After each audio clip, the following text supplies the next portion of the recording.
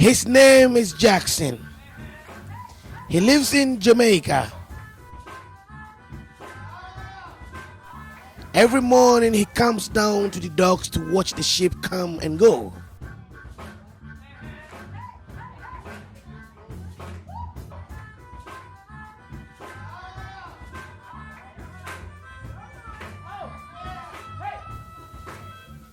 He has been here too long. Mental slavery has not touched him one bit. He still knows his history. He knows where he comes from. That is why he believes the ocean can give him answers about the very, very far home that he's never been to.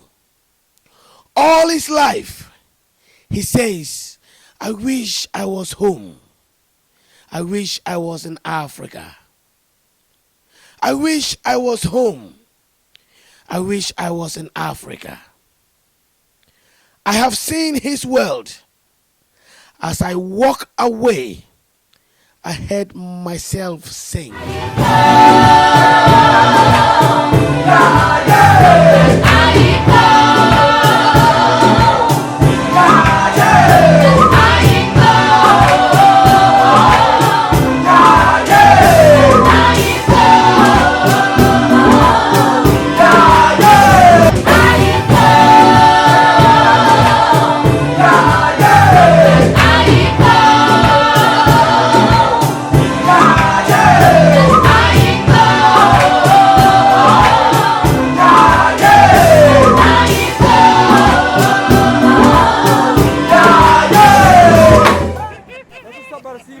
Africa for Africans is the name of the tour group led by Bomani.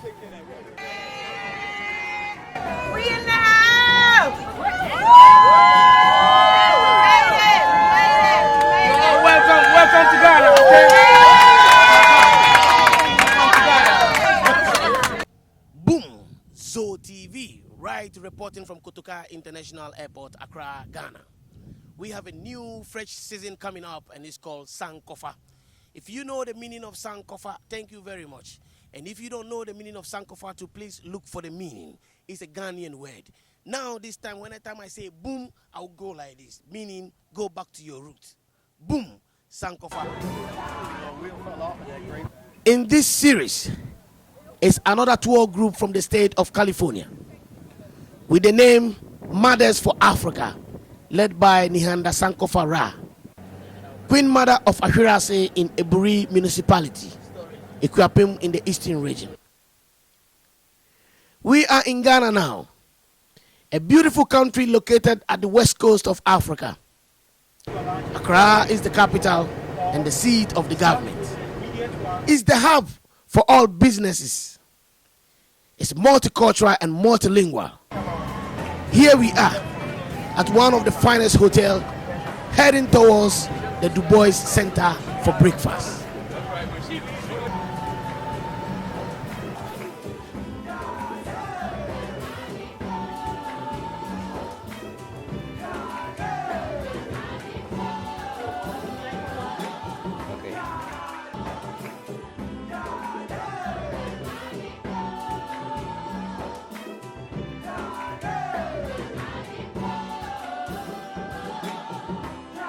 According to 2014 estimates, more than 3,000 African Americans or Africans born in America and people of Caribbean descent live in Ghana, a country of about 26 million people. This movement has been going on for some time now, slowly but underground. The numbers are building and the numbers are growing every day. Let's look at what is happening in 2017. What are we waiting for? Well, we're waiting for the ceremony to start so that I can become officially a Ghanaian citizen. She said to me that she's been in Ghana for so many years. Today she's here for her citizenship. How many years have you been in Ghana? Officially about nearly 7 years, but I built my house 14 years ago and I bought my land 16 years ago. How do you feel when, our ancestors were kidnapped from the coast of West Africa, taken away, and then their children, and coming back now, but they still have to fight to be able to stay here. Yeah. Well, don't you feel something? Please tell the whole world how you feel. Yes, I do feel something. This is really a very interesting phenomenon. You go to Cape Coast to the dungeons, and you see that sign that says ZOH no return. I say it's a lie, because after 350 some years, I've returned back, and I'm very happy and proud that Ghana has decided to be a leader in accepting us diasporians back. Yeah. And I'm just overly joyed, really joyed. So do you think that this what's happening here now is a step in the right direction? I definitely think that it is a step in the right direction. Do you think another government is going to continue? Because we just had a transition, you know what I mean? So what do you think? What's the future? Because you've been living in Ghana for a while now. What's the future for the next group of people that have applied or yet to apply to become citizens of Ghana? What do you think is going to happen? Are they going to still get it? Well, we can only hope and pray. But one of the things I think that we perhaps may need to do is rally together to go to the new president and let him know that we are here, we come. I remember being in Detroit, Michigan some years ago when President Rawlings came there, and he invited us to come, and many of us came, and it's taken a very long time for us to get to this point. So I can only hope and pray that the new incoming president will take up the gauntlet and continue to allow our diasporians to come in and become citizens, because many of them don't realize how important this is to us. This is wonderful to be able to say that I can finally come back to the land of my ancestors. It's something that I've always wanted to be able to do, and it's something that is really very important to me. Boom, ZOH TV, over 400 years story. That's what's happening here right now. When we say over 400 years story, it's a lot of time. We lost in transition. Do you know what I mean? Some of us don't even understand it, and they don't understand it either. But there is a beginning. The beginning is now. The story is happening now, that Africa and Africans in the diaspora are coming together slowly. 2017 is the new birth of Africa. Why am I here? Well, different leaders, since I've been growing up, I'm born in 1952, so I came up in the civil rights struggle, when even when African nations were fighting for independence, when we were fighting for civil rights and awakening up with leaders like the Honorable Marcus Garvey's followers, Noble Drew Ali's followers, the Honorable Elijah Muhammad, Malcolm X, Dr. King. All of them impacted the consciousness of African Americans and people, while Kwame Nkrumah here in Africa, and there was in Jamaica, the whole world. So I come up in that movement in the 60s, and I'm happy, and so it looked like drugs and all kinds of things. They put that in our community to take away, to divide us and corrupt the community and take our attention away from our serious struggle to come up as a people. Okay, so what's happening here in Ghana now? Like, what's happening here, right here? What's happening here? Okay, well, this, from what I understand, is a meeting with the president, and for hopefully him to give people of the diaspora citizenship here in Ghana, Africa. And I thank the Most High for blessing me. I just happened to have been here 2 months. I didn't know I would.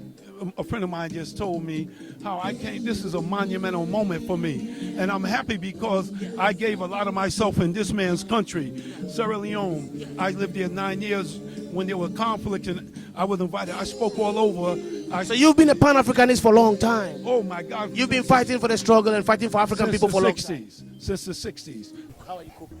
My man, how are you doing? Give thanks. Give thanks for that.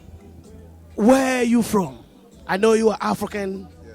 full African like myself. Yeah. But where are you coming from now? Where have you been? Where did you disappear? Where they've kidnapped me and Yes. Okay, they kidnapped me and they took me to Jamaica, and then I escaped and ended up in the UK. And then you escaped from UK? And I'm here home now. Where you going to escape to again? Well, you know, the aim is to come out for the plantation and come home. Yeah. You understand? But it's a gradual thing. So we're doing it bit by bit, little by little. So for the past years, 8 years, 9 years, I've been going back and forth, building a house down in Brekusu. Brekusu, on the mountain. Yeah, so I'm on the mountains, you know, and the aim is to come home, bring our children home, bring our family home, you know, so we're doing it gradually. Do you feel that that time where Africans want to connect and make sure that we step up and making sure that the world understand that it is time for us? Do you think that time is just about now? That time has always been. That time has always been, yeah? But we haven't been doing the work. So you think that we're doing the work now? We're doing the work, people like myself. This brother is a pioneer. You know, he came here before me. You know, I get him to build my house. I brought in 2 or 3 other brothers. So we're looking at a collective. Because we can't work as individuals. Can't work as individuals. You understand? My money's been chopped many times. Yes, I know. You understand? So we have to work as a collective. So if I know a plasterer, if I know a plumber, then I'm going to introduce him to the next brother that I'm bringing in. You understand? They move out of Jamaica to the UK now in Africa. Yeah. And you trying to talk to them in Jamaica. And they go, my man, you know what are you doing in Africa for? How do you feel sometimes? Well, the brother will ask the question, why have you left Jamaica to go to Africa? And then I've got to remind the brother that Jamaica is a mere plantation. It's still a plantation. The mentality still exists. You understand? You can't give away the continent for an island. You understand what I'm saying? So it's a consciousness, because most Jamaicans, if you say Africa to them, they say they're not Africans. I know. So it's a teaching, it's an education. So it's not all of us that is enlightened to the fact that we are Africans. You understand? Those who are like-minded will gravitate to Africa. Like when I started my house, I was building a room for every child. I would have been finished already. You understand? But I wanted to take the whole family. But now is the time when the whole family will come, because you see, I wanted Trump to win, because I want to see a major exodus of Africans. Boom!